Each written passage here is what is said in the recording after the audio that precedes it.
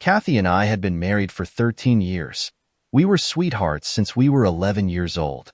I wasn't interested in college, so I got an entry-level job at Harrison Engineering as a draftsman right out of high school. Kathy and I got married a year later, and the next year we were proud parents of twin girls, Sophie and Amelia. Things were tough for the first few years, but we managed our money carefully, and everything seemed to work out. I was still a draftsman, but at a higher grade than when I started. The money was better but still tight. We had saved enough to buy a small house and had 2 good cars. They weren't new, but they weren't junky either. Kathy always wanted to be a stay-at-home mom, so she never worked, and we didn't need the extra money, so that was fine with me. We were both healthy and in good shape. Kathy was a little chunkier than when we married, but not much. She was just over 5 feet tall and had dark brown hair with bangs. She looked like a small Marie Osmond. I hadn't changed at all. I played right tackle on the high school football team, so I wasn't on the small side, but I wasn't flabby. Steve Davis moved to Riverdale from Willowville about 18 months ago and got a job at Harrison Engineering as a surveyor.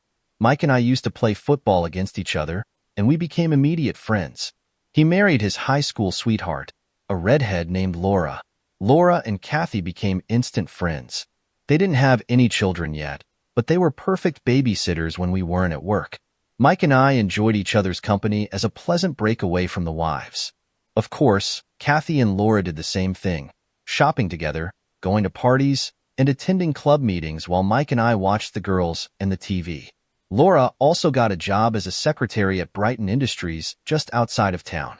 I started noticing things about 8 months ago. There used to be one PDA meeting every month, and now there was one every week. Laura didn't have any kids, but she always went to the meetings with Kathy. The frequency of Tupperware and Magic Chef parties seemed to increase monthly, but they never bought anything. They joined a book club, but never seemed to find time to read. On weekends, they would go shopping for hours, but buy very little. Kathy's collection of fancy underwear seemed to be growing, but I never got to enjoy any. It started to eat at me. I never mentioned anything to Mike because he seemed oblivious to it.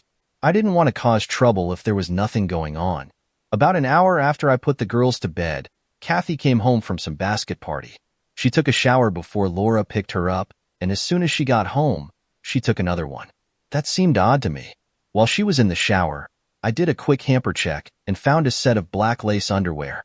Now, who would wear black lace underwear to a basket party?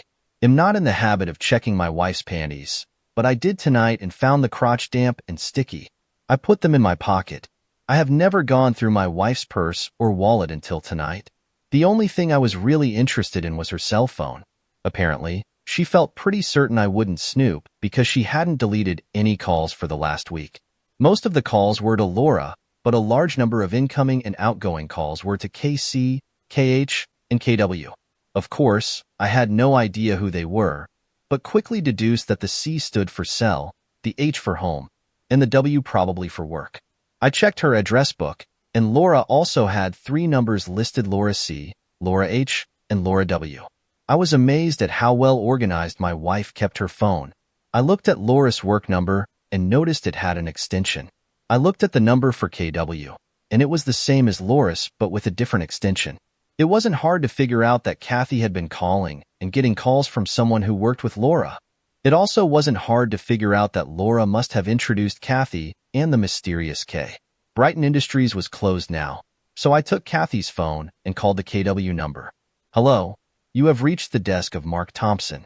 I am not at my desk right now, but if you leave your name and number, I will get back to you as soon as I can." I hung up right after the beep. That was too easy. "David, are you coming to bed?" Kathy poked her head around the doorway. "I'm near the end of this book. It'll be up as soon as I finish it, if I don't fall asleep on the couch." Of course, I had every intention of sleeping on the couch. It was a restless night. I kept trying to figure out what I had done wrong or what I could have done differently. It was a terrible waste of time and mental effort. Every time I redirected my thoughts to what I should be doing, they kept going back to what I should have done. I kept looking at the clock, and it wasn't moving. All I knew for sure was that I wasn't going to accept any guilt for what happened or what was going to happen. I awoke to the sounds of my 2 little angels getting their breakfast. Kathy encouraged them to take care of themselves rather than be waited on. It was a good idea and seemed to work. I stretched and scratched as my wife entered the room. You better hurry, David, or you'll be late for work. No problem. I'm not going to work today. Why? You never miss work. Too many personal problems. I yawned and staggered towards the bathroom. I needed a shower. Kathy looked a little perplexed. When I got back, the girls had already left for school. I got a cup of coffee and sat across the table from my wife.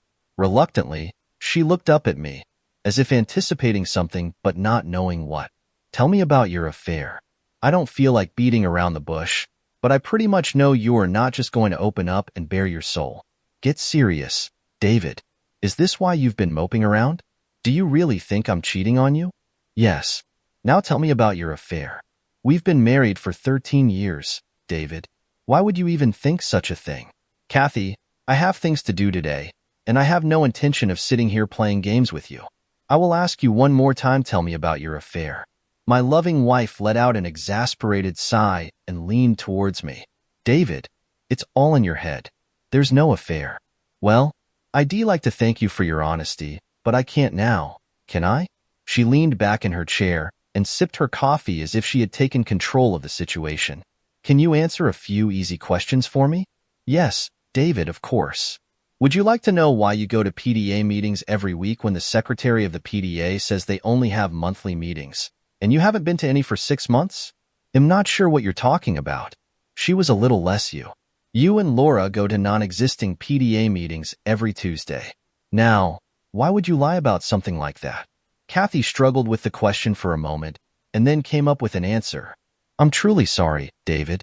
Tuesday is ladies' night at Rosie's Cantina, and Laura and I have been going for the two-for-one margaritas. We didn't want you and Mike to think we were messing around, so we didn't tell you. It was a mistake, and I'm sorry. From now on, we will tell you. Nice try, Kathy. You know, of course, I will be checking that out. I'm sure Laura will back you up, but how about the people at Rosie's? David, you're making more out of this than it is. When you go out to your little Tupperware parties and such, why do you take a shower before you go in another one when you come home? She took her time again. A lot of the women smoke at those parties. When I get home, I want to get the smell out of my hair. It's not a big deal, David. Why do you wear fancy underwear to go to these parties? You never wear the sexy stuff for me, except when it's a special night. Every evening you spend with these housewives, you wear your best. Why? I don't have a good answer for that. I just want to feel dressed up when I go out sometimes. I was starting to get fed up with her lies. It was time to end it. I was mad, and it was difficult to control. These are the panties you wore last night. I tossed them on the table. The crotch was damp when you came home and covered with something sticky. I know what it is, and I know it isn't mine. Don't try and tell me you have a yeast infection, or I swear I will hit you. Kathy squirmed in her chair, trying not to look at me. No quick answers seemed to be coming. Damn it, Kathy. Why did you come home wearing stained panties last night? I want an answer. Stop it, David. Just stop it. I can't take any more of this. We've been married for 13 years. How can you treat me this way? The steady stream of lies and constant denial finally got to me. With all the force I could muster, I heaved my half-filled coffee cup across the room, shattering the front of the microwave oven. There was no doubt this time that I got Kathy's attention. I had never seen that expression on her face before because she had never seen me mad before. Leaning across the table, I looked directly at her and spoke louder than I had before. Who the hell is Mark Thompson? She pushed herself out of the chair and backed up to the sink, trying to get away from me. For the last goddamn time. Who the hell is Mark Thompson? A friend, just a friend. She was scared to death as the words came out of her mouth. Did you have sex with him? Yes. Yes, I had sex with him. Did you have sex with him last night? Yes. Yes, I did. Stop this, David. Please stop this. I'm sorry. I'm sorry. Just stop, please. She was standing by the sink, crying like crazy. I got a cup from the cabinet and poured myself fresh coffee. As I started to sit down, Kathy's cell phone rang. Her eyes darted from me to the phone and back to me. It's from Kevin. I think we better answer it. I pushed the speaker option and answered the call. Good morning, Sugar. I just got to work and saw that you tried to call me at my work number last night. Did you leave something at the house? Kathy, or should I say Sugar, seemed mortified. There was a moment of silence. "Kathy, are you there? Is something wrong?" She looked at me with a petrified expression. I nodded at her to answer. Kevin. She hesitated.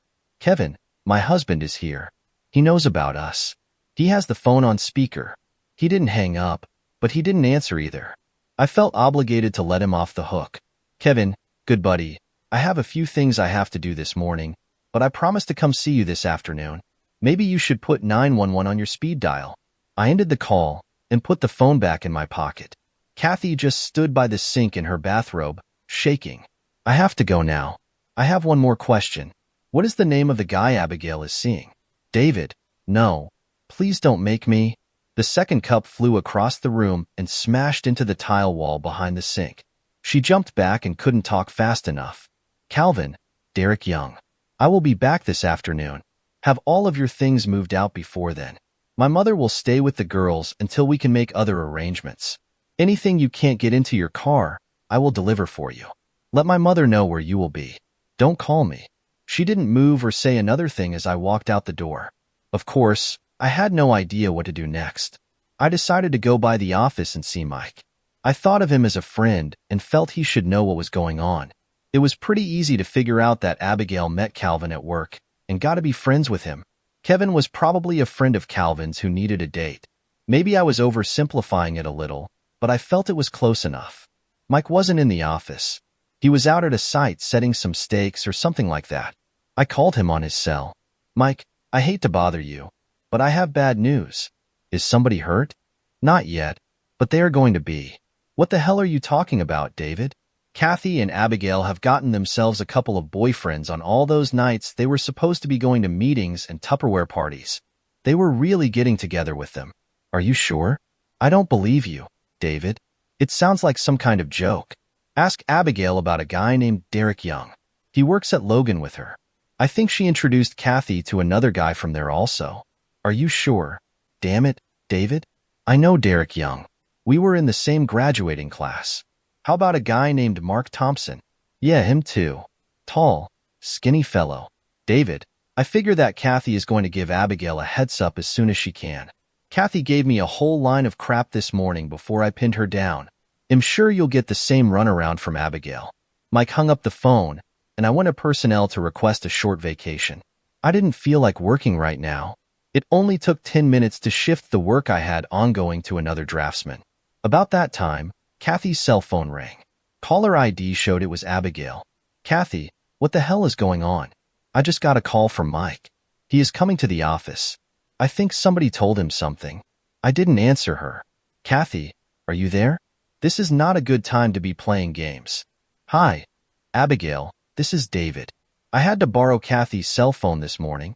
Mine was dead." "What are you talking about, Abigail? What exactly did somebody tell Mike?" I couldn't help myself. I felt mean and nasty at that moment. "I'm sorry, David. I thought I was calling Kathy. They'll try and get her at home. I don't think you should bother her right now. She is really busy getting all her stuff packed. She doesn't have time to chat." "What do you mean by getting her stuff packed?" "She is going to be moving back in with her parents for a while." The pause at the other end of the line was hilarious. I was smiling as I imagined all the scenarios going through Abigail's head. "I think it might be more important for you to tell Calvin that Mike is on the way over. He could probably use the head start." "Oh God. No. This can't be happening. No. She hung up on me. The nerve of that woman. We only had one credit card, so canceling it was no problem. We also had an A-Team debit card. It took me 5 minutes to change the PIN number. I had no idea what to do with the checking account, so I just ignored it for now. I needed it to pay the utilities and other bills anyway. I was just hoping Kathy did not take any checks with her." The cell phone rang again, but this time it was mine. Mike had chased Derek Young out of the Logan building and caught him in the parking lot. He was in jail and wanted me to tell his brother in Willowville to come up and post bail for him. I called his brother. There was nothing else I could do for Mike, so I went to Subway. After lunch, I stopped by to see my mom and dad. I explained everything to them. Mom was more than willing to watch the girls for a while. During the week, she would stay at my place, and on the weekends, the twins would stay with them. Now it was time to visit Mark Thompson. The guys in the drafting department at Logan couldn't wait to tell me about Mike's visit that morning. The drafting department overlooks the parking lot, and they saw all the action. Mike caught Calvin before he could reach his BMW. He threw him over the hood of one of the cars and began smashing his face. The security guards followed them out and tried to pull Mike off with no success. Finally, one of them hit Mike in the neck with a taser. He was still out when they stuck him in the police car. They had to haul Calvin away in an EMT vehicle. One of the guys showed me the cubicle where Mark Thompson worked. It was empty. Seems like old Kevin suddenly quit this morning. We went by Abigail's desk, and she was not there either, but it looked as if she still worked there. 10 minutes later, I had Kevin's home address and was headed for the parking lot. It was a small ranch house with no garage. There was a white Lexus in the driveway with the trunk and back doors open. As I walked up to the door, Mark Thompson was coming out with an armload of clothing. He dropped everything and rushed back into the house as soon as he saw me.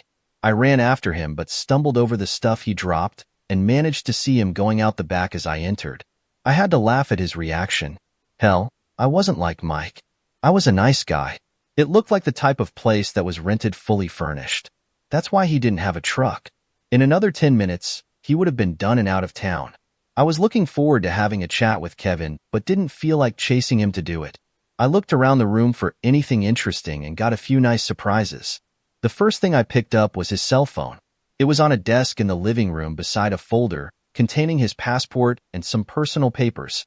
On the dining room table was a nice little laptop computer. I couldn't find anything else, so I gathered up the few goodies that I had and left. I didn't want to do anything that could be considered criminal, so I resisted the impulse to trash his car. It was beautiful. I imagined that taking items from the house was a crime, but hell, he left the door open, and anybody could have picked them up. Unable to fully control myself, I let the air out of just one of his tires.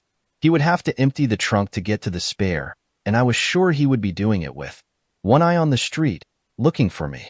I'll get him later. He got the message. I swung by the jail to see Mike. His brother was there, and they were busy doing legal stuff, so I just waved at him and smiled. It looked like he had everything under control. Mom was already at the house and had supper started. We chatted a little, and then I took the stuff I picked up at Kevin's into the den where I kept my computer. Before I could get a look at anything, Sophie and Amelia got home from school. I decided it would be better to tell them what was going on before they asked. I didn't get the chance. Hi, Dad. What's Nana doing here? Where's Mom? Sophie beat me to the punch. Your mom and I have decided to take a little break from each other. She will be staying at her parents' place for a while. Amelia started smiling, and Sophie rolled her eyes and moaned. I win, I win. I told you so. Amelia was gloating about something, and her sister was frowning. What's going on? What is so funny? Amelia volunteered to explain. Sophie and I had a bet. I said that Mom was cheating on you, and she said it would never happen. It looks like I won. I never said anything about your mother cheating. We are not stupid, Dad, and don't treat us like children. We know what is going on. I just didn't want to admit it. Amelia is right. Mom is cheating on you. How did you know this? I just found out. You are a little slow, Dad, and a little too trusting. Amelia put her arm around my shoulder. It felt odd. A 13-year-old girl trying to comfort her father. One Saturday when Mom and Laura said they were going shopping at King of Prussia, Mom wouldn't let Amelia and I go along. She said it was a grown-up shopping day, and she would make it up to us later. When we got to school on Monday, a couple of kids said they saw her with a guy at Evergreen Park. We called them liars, but one of the girls had a cell phone picture. It seemed pretty cut and dry. I thought there must be an explanation, but Amelia said she was cheating. Why didn't you say something to me? They both just shrugged. A couple weeks later, Tracy Mercer's parents saw Laura, Mom, and two guys at TGI Fridays in Allentown. They told Tracy about it when they got home. I sat there dumbfounded. Thank goodness Nana called us for supper. We didn't discuss the problem during dinner, and I excused myself before dessert came. Fortunately, the twins decided to drop the subject for the rest of the night. I was relieved. I had just started to look through Kevin's laptop when his cell phone rang. It was a text message DK for snafu LYJ Dirk, sorry for the problems, love Kathy. I am not the world's greatest at text messaging. In fact, I am pretty bad, but I had no trouble reading this one. It came from Laura's cell phone, which meant that Laura and Kathy were together. I couldn't resist the temptation. TJ, thanks a lot, David. Now she knew that I had Kevin's cell phone. I spent the next couple of hours looking through files and folders on Kevin's computer. There were no emails between Kathy and Kevin, but there were a few between Kevin and some old friends in Willowville that were interesting. I was astonished by what I read and definitely did not like it. Kathy and I had been together almost our whole lives, and now I found out that I never really knew her. She seemed to have bonded better with Kevin in less than a year than she did with me in almost 20. While I was replacing the printer cartridge, I noticed that I was crying. That is not something that I normally do. She hurt me with her cheating, and now I felt salt in the wounds. Maybe it was from my tears. I printed out several emails and a dozen pictures. I would have done more photos, but I ran out of the expensive paper. There were no pornographic pictures, or even anything racy. They were all fit for mixed company. Sophie stuck her nose in the door and asked if she could call her mother. I didn't feel that I could refuse. My mother was with the twins while they talked to Kathy and overheard everything. She wasn't eavesdropping, but it appeared that the girls weren't trying to hide anything. Mom told me later that they did not cut Kathy any slack and blamed the entire problem on her. The conversation lasted less than 5 minutes. The emails were extremely interesting. Kevin had applied for and was hired as an engineer for an alternative power project in Spain. His starting date was in 6 weeks. Apparently, he had not given notice at Logan that he was leaving. I'm sure that Laura knew, but nobody else there mentioned it. He had all the papers ready for the trip, except I had his passport. I am sure he could get a replacement, but he better hurry if he wanted to make his start date. I guess he could always go to the police and report that I took it, but I didn't think he would do that. He hadn't made any plane reservations yet. One of the emails to a close friend explained a lot of things. Kathy was planning on getting a divorce after she joined Kevin in Spain. She realized that I would never allow her to take the girls out of the country, so she was going to have me declared an unfit father. The letter didn't go into a lot of detail as to how she was going to accomplish this, but indicated that it would be severe enough to deny visitation rights with the twins or custody. Now that was downright mean. Kevin was the one writing this letter, so it was all hearsay. I would have liked to have something original from Kathy describing it, but I had to make do with what I had. I printed out several copies of this letter. Mom was falling asleep watching Leno, so I sent her up to her bedroom. The girls were already in bed. I fell asleep on the couch with 4 empty beer bottles on the coffee table. I woke up to the smell of fresh coffee and bacon. Mom always put out a good breakfast. The girls were finishing their cereal when I made it to the table. I had to endure a few good-natured digs before I could get started on my eggs. The conversation was light until it was time for the bus. Girls, I am afraid that your mother is going to try and separate us. She is planning on having me identified as an unfit parent so that she can have you all to herself. I have no problem with shared custody if that will make the two of you happy, but I will not give up my right to see you and be with you. I don't want you to have to choose sides, but I want you to know what is going on. Be careful and don't listen to any lies. Dad, we are smarter than you think. Don't worry about anything. We love Mom, but we are not going to let her screw you or us. Amelia was smiling, and Sophie gave me a thumbs up as they walked out the door. Mom filled my cup and sat down with one of her own. Relax, David. Everybody is on your side. After showering and shaving, I put on some clothes that were a little better than I normally wear. I felt a little odd when I left the house because I had 3 cell phones with me. I made a mental note to get a charger for the cell phone that I got from Kevin. I probably wouldn't need it, but I'd rather be prepared. I signed in at the family services office and waited for a caseworker to call me. I was embarrassed when I finally got called because I happened to know the lady who came out to help me. David Terrell, I haven't seen you in over 10 years. What have you been up to? Jody Mitchell was easy to remember. In high school, she was one of the goth girls. The goths had their own little group and stuck together. They were ostracized by most of the other kids, especially the jocks, including me. She looked normal now, but I would always remember her by her pink-streaked hair, black lipstick, and dark eye makeup.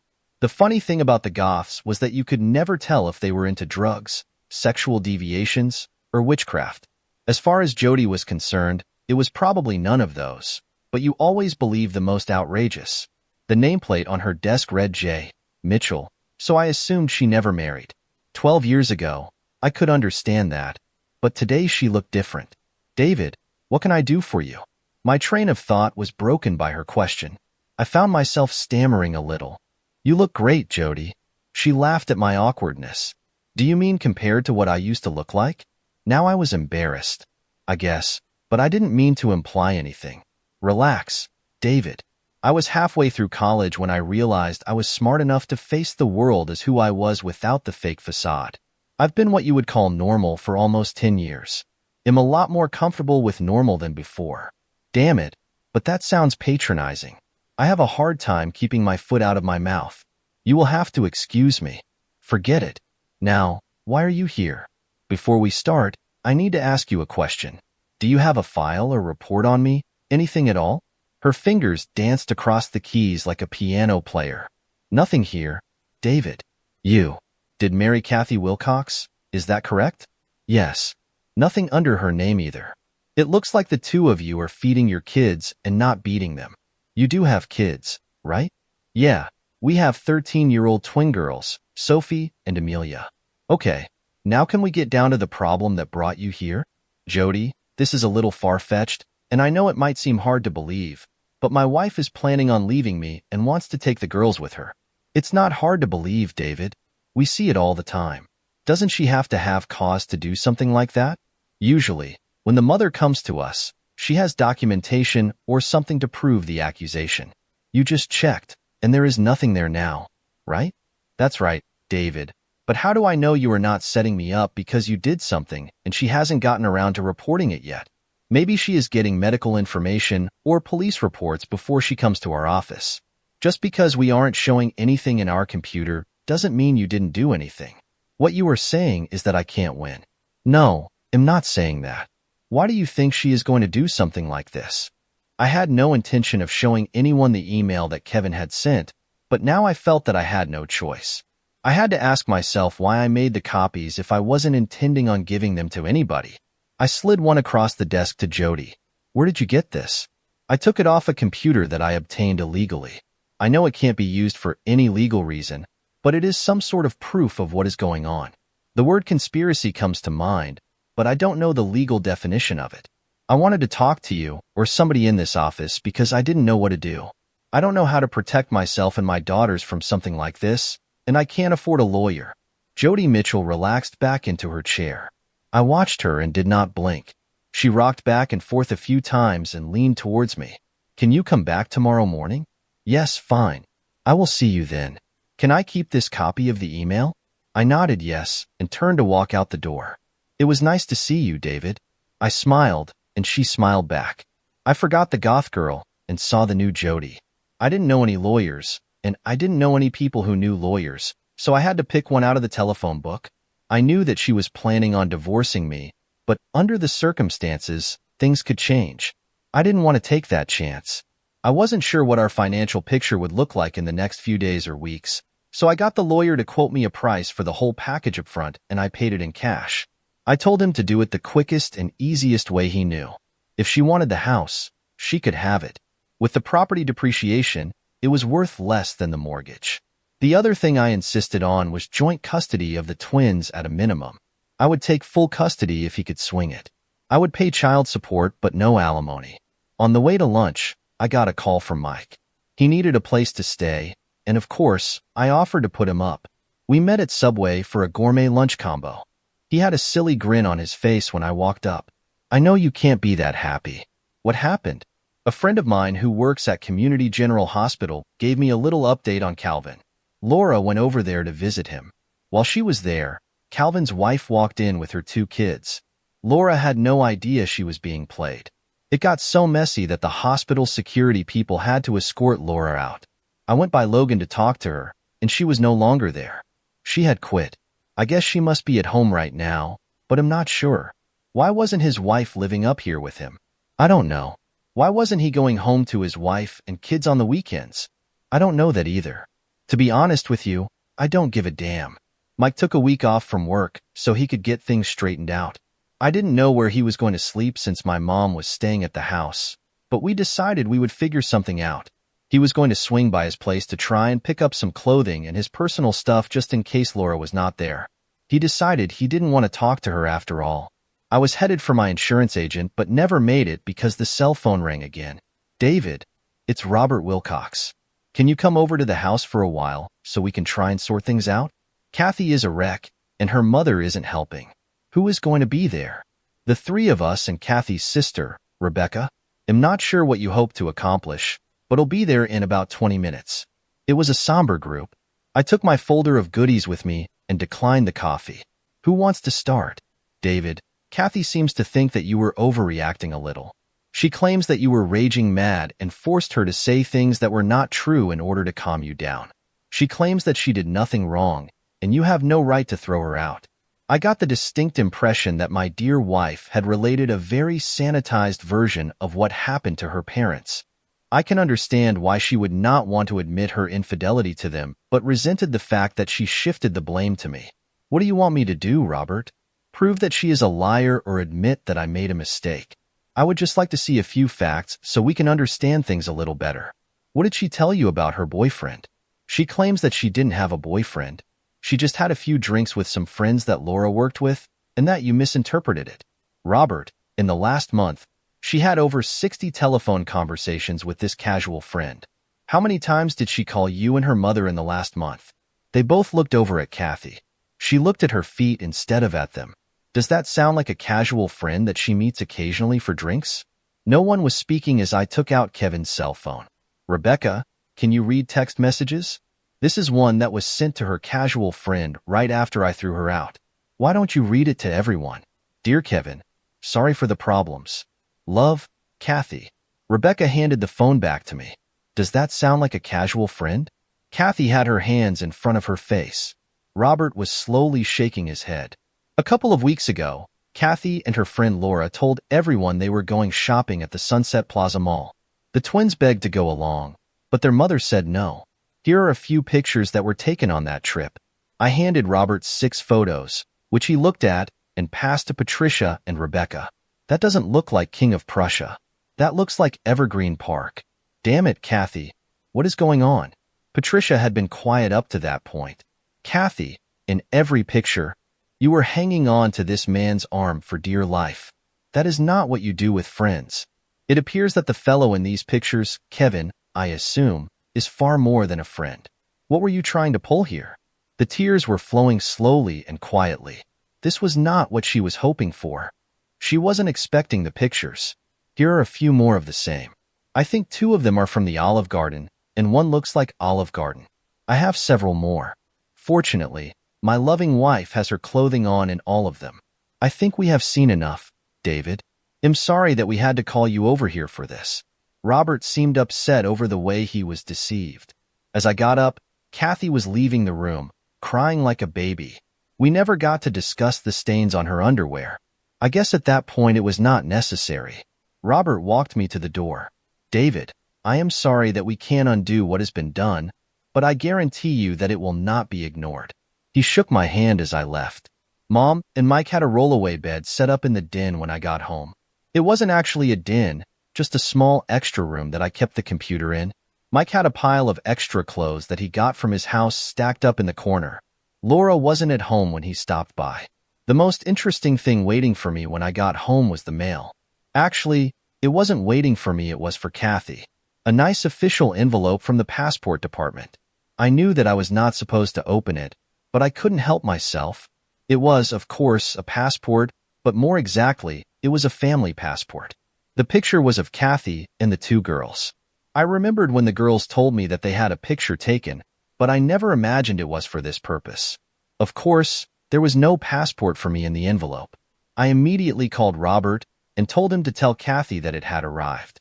If she wanted her passport, all she had to do was send Kevin to the house to pick it up. I would only give it to Kevin. Normally, I would have been at work when the mail arrived. I never would have known she got it. Robert informed me that they asked Kathy to find someplace else to stay. They had no idea where she was going to go. It appeared that they were slightly pissed at their daughter. He did promise to tell her about the passport. The supper conversation was interesting and mostly involved the girls. A lady from Family Services came to see us at school today, Sophie said with a coy little smile. Would you like to expand on that a little? Did she speak to you together or separately?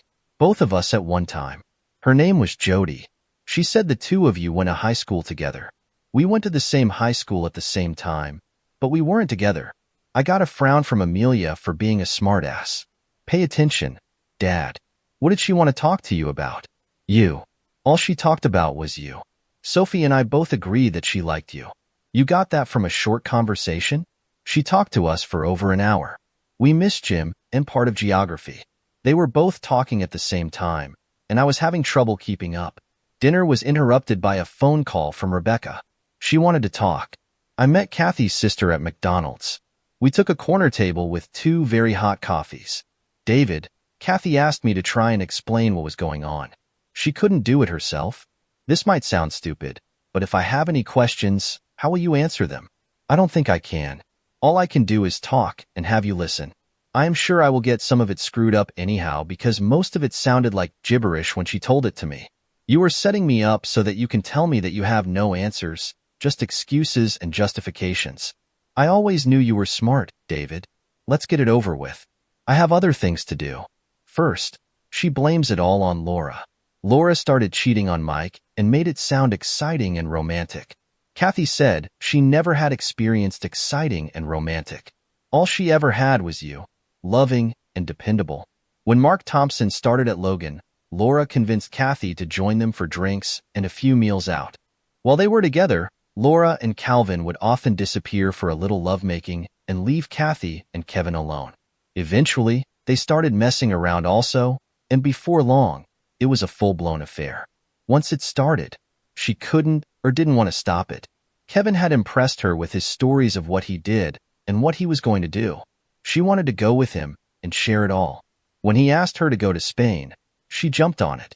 The big problem was not leaving you but leaving the girls. She knew that you would never let her take them overseas, so she was going to figure out a way to make you look like a bad father. She knows now that it was a mistake. After talking to the girls, she realized that they were closer to you than they were to her. She decided that she would not attempt to take the twins if you agreed to a divorce with no strings attached. Mike told me that Laura had gone back to her parents' house near Oakdale, so he was moving back into his place just until he could sell it or rent it out. He spent the morning at the bank, insurance company, and lawyer's office. He wanted to try and get some money out of Logan, but they had no company policy against fraternization. His lawyer said it would be an uphill battle. He went by the hospital and found out that Calvin was being released. His wife was taking care of the discharge paperwork when she saw Mike. Before he could get away, she cornered him and carefully explained that she was trying to get Calvin to drop the charges against him. He was really surprised when she thanked him for all his help. Apparently, she had been trying to straighten out Calvin for several years with no success. After Mike took off, I just sat on the front porch and drank beer. Mom brought me out a meatloaf sandwich and sat with me for a while. She didn't say anything, but she did have a beer. She said Dad was coming over for supper and would be staying the night. When Jody Mitchell pulled up, Mom went into the house. Jody sat beside me but refused the cold beer I offered. We sat for a few seconds before she spoke. I served the papers on Kathy about an hour ago. She was one pissed-off woman. She is staying with her sister, by the way. I finished the long neck that I had in my hand. I guess that is a good thing, but why do I feel so bad? There is no good thing in cases like this, David, just less bad. I took out another beer, paused, and then put it back in the cooler. Could you stop by and explain all this to the girls? I get along pretty good with them, but no matter how carefully I word things, it will sound like I am dumping on their mother. I am afraid if I do that, I will alienate them in some way. I don't want to do that. How about 7 tonight? I nodded as she got up and walked to her car. She stopped halfway and looked back. That was a good sign, and I smiled. She smiled back. Jody came by that night and spent a long time with Sophie and Amelia. Mike and I were busy going through his house and cleaning out everything that was Laura's or that reminded him of Laura. Jody started to come over to the house several times a week. Pretty soon she was spending as much time with my mom as she was with the girls. I noticed that she was ignoring me. I was comfortable with that but curious. One night after the girls went to bed, she sat down beside me. I felt that I had to talk to her. I didn't get the chance. She spoke first. David, do you have any wine? Well, sort of. My conversation skills still needed work. What does that mean? I don't have anything with a cork in it. I have wine, but it all has screw tops. She seemed to think that was funny. Give me something red, will you? And bring the bottle. Well, the bottle was more like a jug, but she didn't seem to mind. I poured, and we sipped. I finally forced myself to break the ice. I guess the girls are getting a lot from your visits. How long are you going to have to see them? Oh, the twins are fine. They don't need to see me. I come over here to see you. I don't understand. You hardly even talked to me when you were here. I figured that was what you wanted. Not really. I was just afraid that you had some sort of rules against fraternizing with customers. Her soft laugh made me feel more comfortable. I am amazed that you haven't even asked to see my tattoos. Tattoos? What tattoos? It was evident that she was trying to draw me into some sort of frivolous conversation to try and loosen me up. It was a good plan, and I appreciated it. I have 4 of them that I got when I was still in high school. 3 are easy to find, but one of them is more difficult. Are you going to show them to me, or do I have to look for them? It's more fun if you look, but I'll need a little bit more wine if you're going to do that. We both laughed when I filled her glass to the brim. The hunt was far more exciting because we had to keep quiet so that we wouldn't wake the girls. The 4th one was indeed in a very private place, and I ended up admiring it for a long time before she pushed me away. She left before the twins got out of bed, but I had the funny feeling that they knew what happened.